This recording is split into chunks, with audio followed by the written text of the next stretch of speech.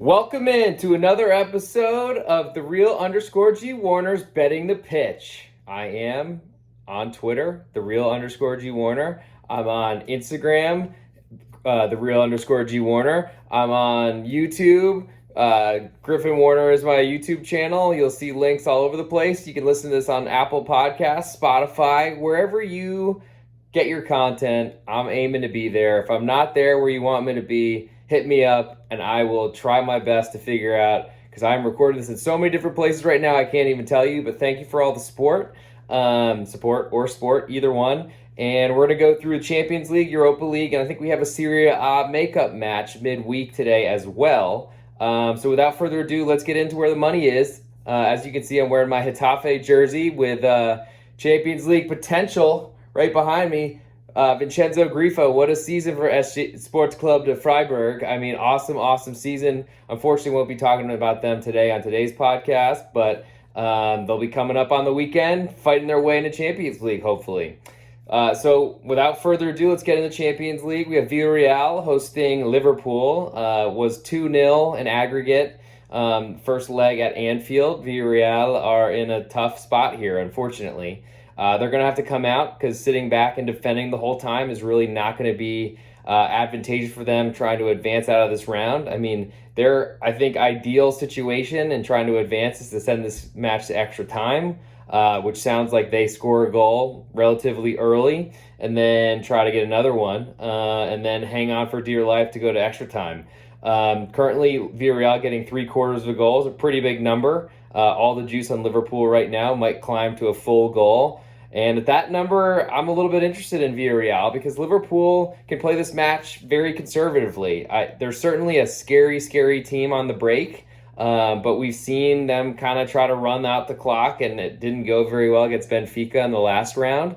Villarreal have shown that they can defend, and they do have a counter-attacking punch, which I think Jurgen Klopp will be more than aware of and will certainly try his best to be as cognizant of as possible. To advance number, Liverpool is minus 2,500. So you got to win. You got to put down $2,500 to win $100. So that's a pretty big number. They're pretty safe to advance to the Champions League final. Villarreal didn't look very good this weekend, but they played their backups, and that's what they've been doing this whole time. And that's probably why they're in the semis of the Champions League, which is probably the best season in Villarreal all time. Crowd should be nuts. It's a pretty small stadium, but should be there and supporting. And I got to say, if this number hits 1, I'm pretty interested in Villarreal because, I mean, there's a very good possibility that Liverpool go up 1-0 and sit on it, or really, so that +1 would be a big deal in that situation, or the Villarreal take a 1-0 lead, and then the game is basically quieted down the rest of the way from there, and Liverpool take a 1-0 loss because they advance, and you win some money, or maybe they get a late goal when Villarreal are pushing to try to get an equalizer in the aggregate, and Liverpool might get their own equalizer, draw 1-1, you get out of there, and you win money on Villarreal, who have been a cashing machine in the Champions League. Not so much in La Liga play, but I guess who cares about that? So lean into Villarreal, currently even money on 3/4 of a goal. I'm not sure that not sure I'll take 3/4, but +1, and I'll have to listen. Moving then to Wednesday, or I guess before we do that, I mean, Liverpool, very possible if they do some rotating for this matchup. Champions League still really important to them, so they should play their best. But they have a much harder run to try to overtake Manchester City to win the Premier League, and I think that's, of all things, I think that's the most important to them. So I'm pretty interested in Villarreal, but I feel like if they hit 1, you might want to grab it right away because there is some risk to that Liverpool lineup. And who knows, Villarreal should be going all out with as much as they can for this matchup. Probably playing Gerard Moreno if he's even close to available for as many minutes as possible. Use those 5 subs and go to the bench if you have to because he can't continue. Now moving to Wednesday, Real Madrid hosting Manchester City, and the crazier of the two first legs for sure. Man City getting 4 goals, Real Madrid getting 3.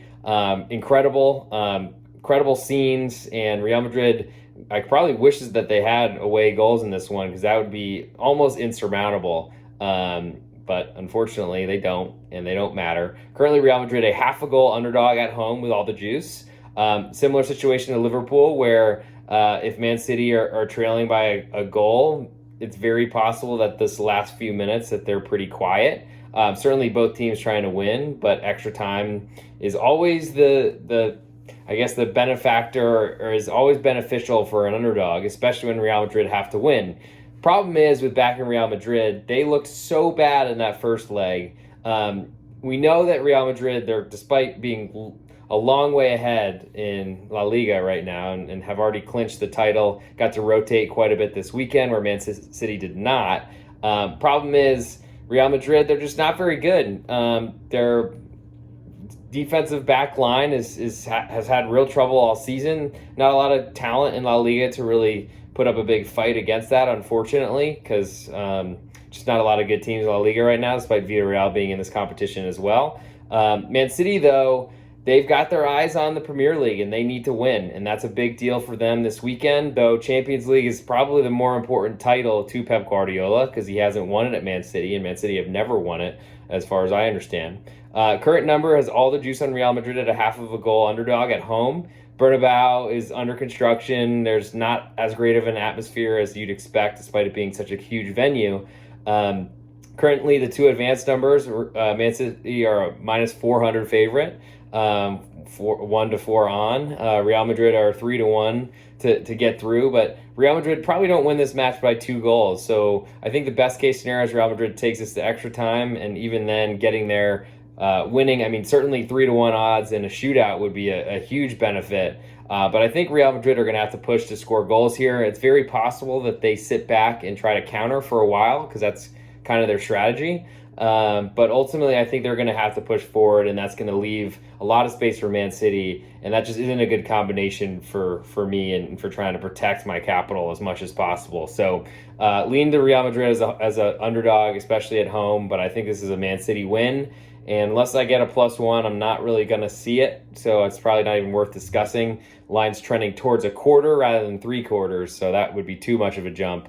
I'm not really liking Real Madrid's chances, I must say. Moving to Thursday, we have Eintracht Frankfurt hosting West Ham in the Europa League. Currently a pick'em after Eintracht went to East London and won 2-1 in the first leg. Again, no away goals, but pretty big win, and we're a pretty big underdog to go in there and really control the game throughout. Frankfurt didn't play their best side, but they played enough starters that there's going to be some tired legs, so they played a Monday match this week. I don't know why the Bundesliga did that, but I think they gave their Europa League challengers, since they didn't have any Champions League challengers, a chance to get some extra rest.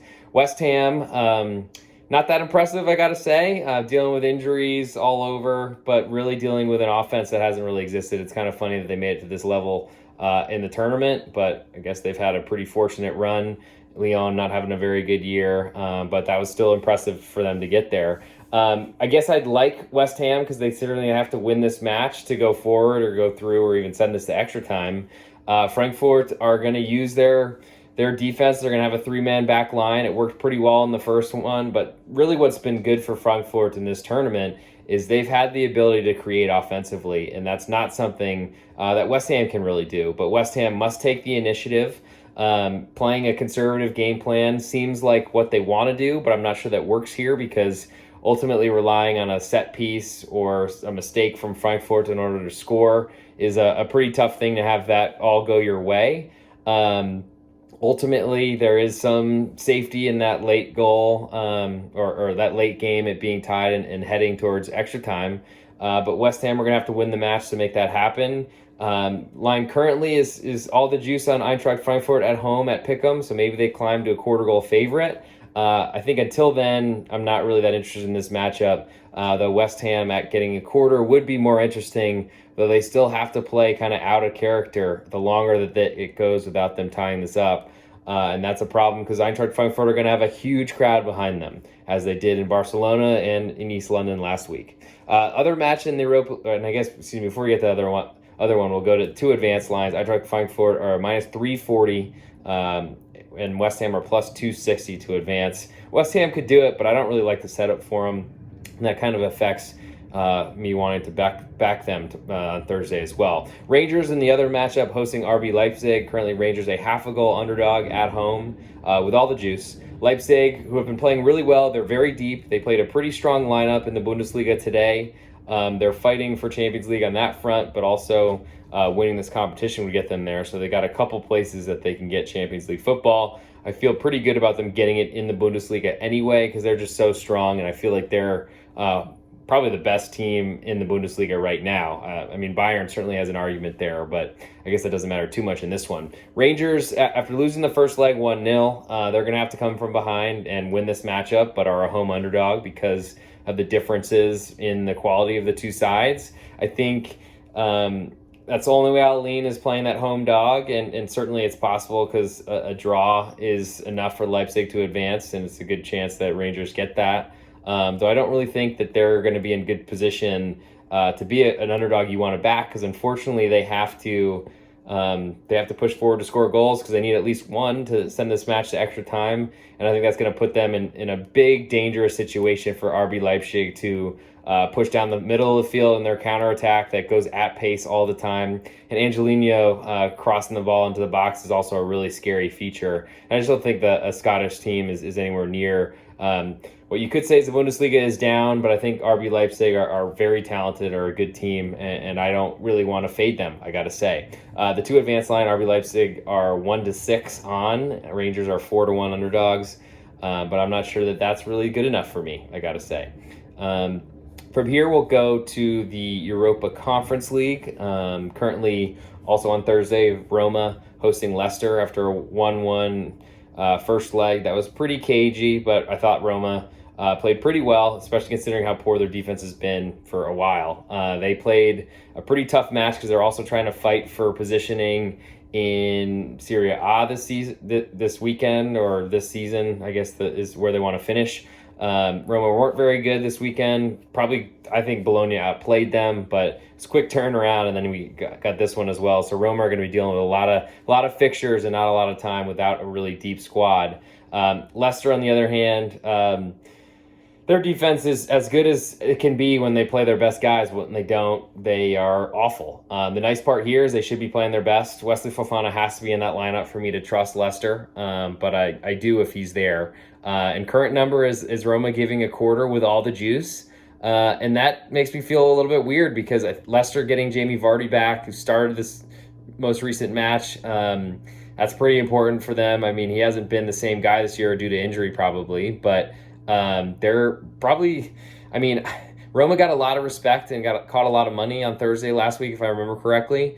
And I guess deserved it with a draw on the road and put them in a good position to advance here. But Leicester are a really good competitor for this matchup, and I like them currently getting a quarter with all the juice on the home team. This might even climb to half of a goal where a draw win you a full bet, and that would be of great interest for me in Leicester because they're ultimately, the English Premier League has spent a ton more money on their players. Roma did bring in a bunch of Premier League players on loan, but I think I like Leicester in this matchup, especially if this climbs to a half.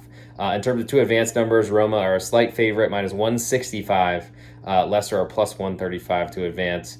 I mean, draw puts them into extra time. Road goals don't matter. So I guess I do lean to Leicester a little bit, but I don't want to fight that crowd on a small number. Other match is Marseille hosting Feyenoord in a crazy back and forth match that saw Feyenoord go up 2-0 after Marseille couldn't finish breakaways essentially. But then Marseille tied it up, and then starting the second half had an awful turnover, short back pass from Chalet Char, and that led to a goal for Feyenoord. And Marseille, against a Feyenoord side that just sat back the rest of the match, Marseille couldn't break them down. And that's a big deal because they're going to have to do that in this matchup. Currently, Marseille are a quarter goal favorite with all the juice right now, or almost all of it. I don't know that I lean Feyenoord because there were so many chances in the last matchup. Marseille could have won that match easily, I think, but didn't get the breakthroughs that they needed. Feyenoord did, but behind a big crowd. Marseille's crowd should be nuts in this one, and a supportive crowd, I think, will ultimately be what they do, which is important for Marseille because it can go the other way very quickly. But crowd has been backing Marseille. They have eyes on Champions League and trying to finish second place because they got a tough run-in after the embarrassing loss to Lyon in the Olympique derby this weekend. Probably spirits aren't as high as they could be, but they should be pretty angry, motivated for this matchup. Unless they're having their eyes on keeping that second place spot in Ligue 1, which is a big deal because if you finish third, you have to go through the playoff. And as Monaco saw this season, that basically sent their season in a tailspin until just recently when they started picking up form at the end of the year with a second manager. So there is some risk that Marseille are focused on this weekend's matchup. And if that's the case, I think Feyenoord has become more interesting. And Feyenoord seem a little bit cheap to me right now, but ultimately, considering Marseille closed a half a goal underdog, very juiced at that, but still. I think, obviously, as an underdog player, I lean Feyenoord, but we'll see what happens with this number and get a little bit closer to it then. Let's see. And we don't have any Serie A matches up, so I guess that will probably do it for midweek action. There's not a lot going on right now because we're down to the semifinals and all these matches. I appreciate everyone joining for what I guess was a very brief episode. Hopefully you like the Grifo jersey in the back.